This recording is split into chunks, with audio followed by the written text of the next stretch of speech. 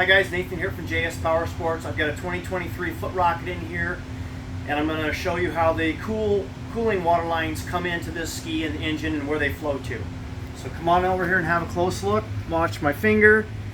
Way back in this corner is going to be an inlet tube that's probably impossible to see, but it's clear back in here. There's going to be a similar one on this other side right here. These both come from the pump. So as the pump is circulating, it will pump this water up into those two tubes. This one crosses over the top of the drive shaft here. It's zip tied on the back of the cover so that it doesn't wind up in the drive shaft and get all mangled up and you're losing water cooling. Then they both come into right here, right at the bottom of the cylinder on the intake side. Now from there, it floods the whole cylinder cavities and the case cavities. And like I've always said, you have to winterize these skis because water sits in the case. There are drain points clear around there, but they are not easy to get to, so you're better off to dump antifreeze and follow our video on our winterization page.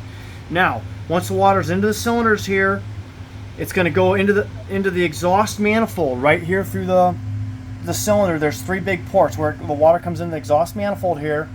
So on the older models, this would have been your intake for the water. This is an exit port now. So you've got all this cooling going through.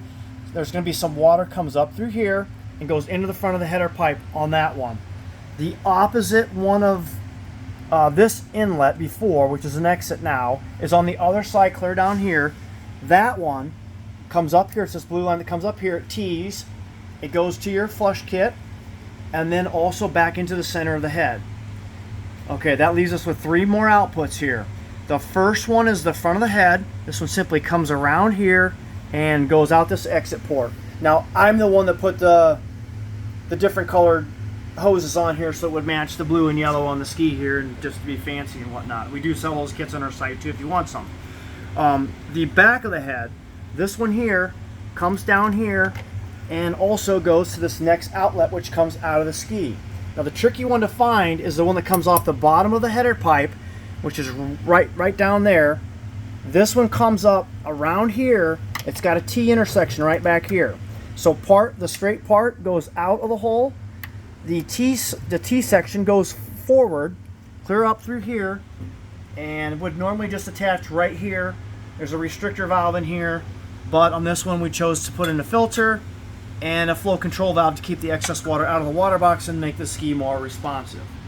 So that pretty much covers it on waterline routing for the 2023s and newer. And of course, if Krash decides to change something in the future, we'll get another ski in, we'll shoot another video and show you how that goes.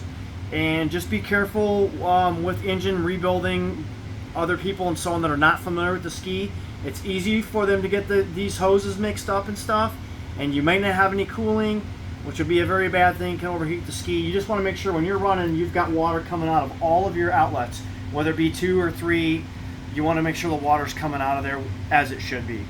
And if you need any parts, gears, accessories, whatever, hit us up, jspowersports.com. Feel free to hit like, subscribe if you like our content, and we'll bring you some more crazy videos.